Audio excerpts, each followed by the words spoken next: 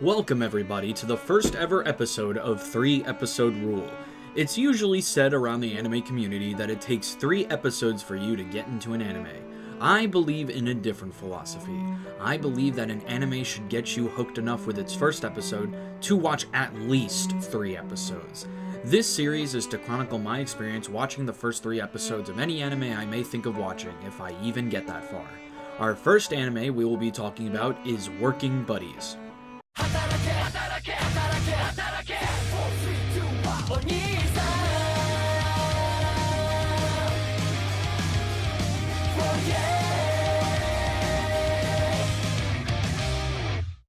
In the first episode of this show, we meet our 2 protagonists, the first being Tapio Chatorazawa, an orange cat that is super hyperactive and overly optimistic, and the second being Kuehiko Roshihara, the more down-to-earth, I'm doing this for money kind of character. These 2 are classmates, and from what it seems in each episode, they will be taking on a different job. In this first episode, we see them working as couriers. These 2 characters kind of remind me of the Japanese cat versions of SpongeBob and Squidward, except our Squidward character isn't a snob, he's just a worker who doesn't care, and our SpongeBob character is way more annoying and grating to deal with. I can't help but identify with our Squidward cat here. After a little bit of banter between the 2 cats, we meet their boss for this episode. He keeps making this noise that sounds like whenever I do an impression of an old man. And then he gives our protagonist a lecture about looking good for the job, all the way down to your fur. Then he makes an old man noise again. Now we're driving to our destination as SpongeBob cats keep screaming and irritating me. Boss Man is in the back with the packages for whatever reason and gives us more insight into the philosophical implications of this job. Then he stares at the screen with this creepy expression for what feels like 2 minutes. Well, after that nonsense, he tells the cats that they must be quick and accurate when it comes to their deliveries. Then we get a quick montage of SpongeBob Cat and Squidward Cat delivering their packages to different people, repeating the words quick and accurate over and over again.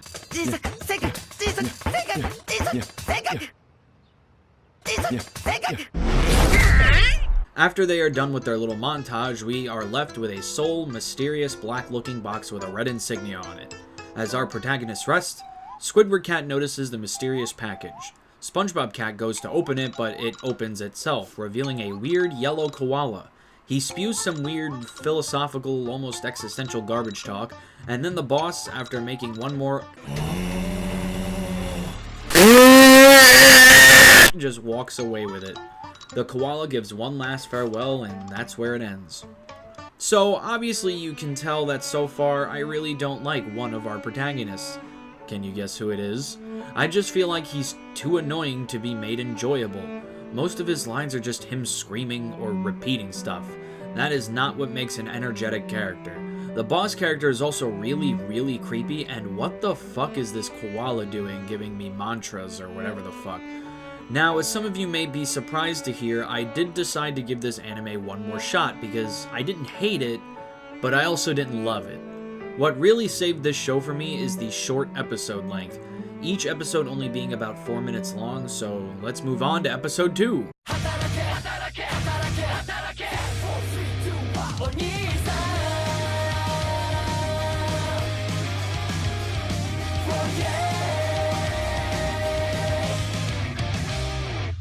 In this episode, we have the pleasure of seeing SpongeBob Cat and Squidward Cat working in a convenience store, and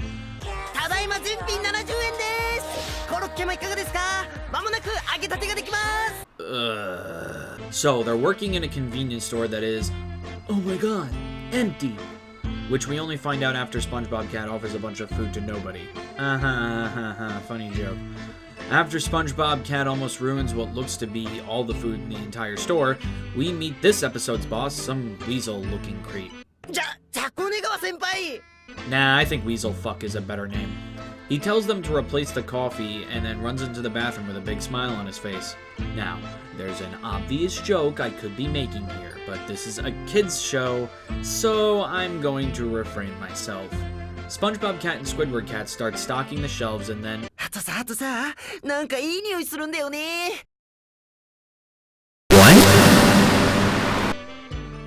Okay. Weaselfuck is magically back in the room and once again tells them to futz with the coffee. This time to throw out the old beans so the coffee maker doesn't clog, and then he sprints to the bathroom again. Must refrain from joke. Kids could be watching bottles. Little, tiny, impressionable children. SpongeBob Cat and Squidward Cat talk about how passionate Weaselfuck seems to be about coffee. Once again, Weaselfuck comes out of nowhere and says something about the coffee machine, and then runs into the bathroom.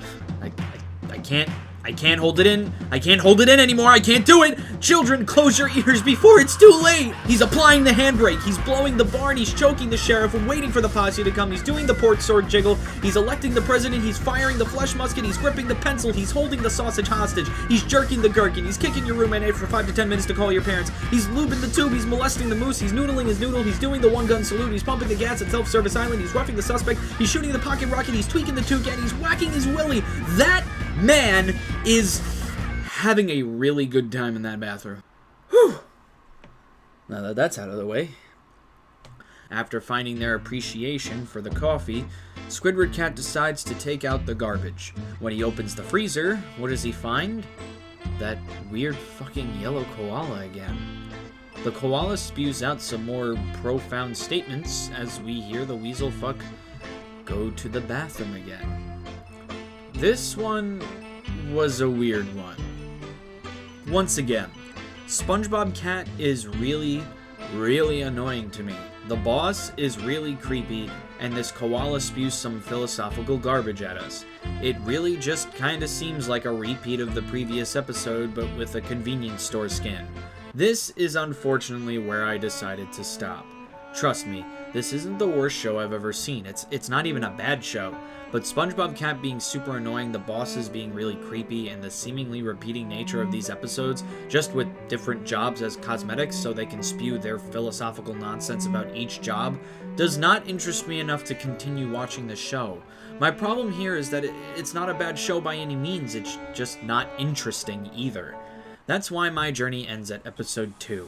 But hey, you can always change my mind if you know that this series gets better as it goes on, and you want to see me doing an entire season review of this show once the season's over. Please, please, please put it in the comments below so that I may heed your beck and call. Also, if you want to see a certain show given the 3-episode rule treatment, also put that shit in the comments below. I'll tell you right now, it may be a while before the requests are made, simply because I'm trying to do every new anime this season, which is a long list. 28 to be exact, so give me a little bit of time. But send in your requests now anyway so that I may plan ahead. Thank you all for watching, and if you like this video, please drop a like, hit that subscribe button to see both more episodes of 3-episode rule and my completionist challenge stream that I shoot usually once or twice a week. Follow my Twitter @GameControllerN to keep up on what days and times I'll be streaming. Also, if you like gaming content, and you like me, and you like people that I'm friends with, please go on over to my gaming channel, Game Controller Network, where we post 10 videos a week. We're playing games such as Dream Daddy, a dad dating simulator, Sonic Forces, Super Mario Odyssey, and much, much more. So please check it out and subscribe if you like the content. I'm a man named Bottles, and I hope you have a wonderful day.